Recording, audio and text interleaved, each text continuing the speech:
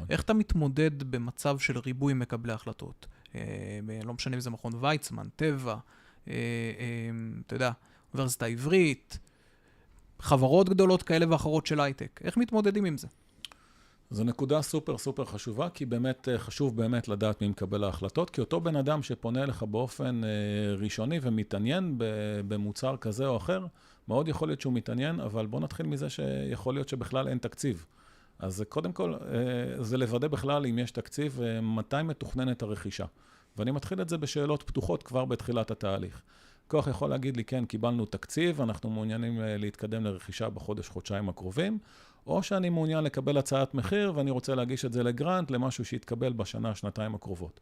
אז זו שאלה שאני כבר יודע עד כמה הבחור שפנה אליי מתעניין, ועד כמה זה הולך לקרות בטווח הקרוב או בטווח הרחוק. אם מדובר בטווח הרחוק, אז לא מעניין אותי מי מקבל ההחלטות, כי אני יודע שזה משהו שהוא צריך לצורך תקציב.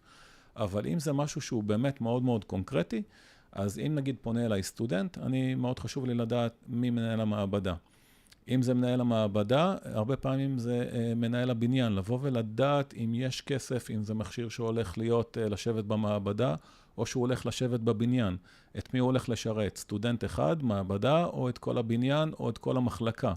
שאלות מאוד מאוד חשובות שאני שואל במסגרת ההתעניינות הראשונית שלי, ובהרבה מאוד מקרים יש גם את מחלקת הרכש. עכשיו, מחלקת הרכש היא גם כן עוד איזשהו פאנל שצריך לעבור, וגם בקטע של התמחור, הרבה פעמים הם עושים מסע ומתן נוסף, אז צריך לקחת בחשבון שמאוד יכול להיות מצב שהמחיר שנתת ללקוח, אחרי זה ירד ותרוויח קצת פחות, כי יש פה עוד איזשהו גוף שאם לא תעבור אותו, ההזמנה לא תתקבל, ואותו גוף גם יכול לחזור ללקוח ולהגיד לו, תשמע, יש פה עוד אופציות נוספות, אולי כדאי שתבחן אותם.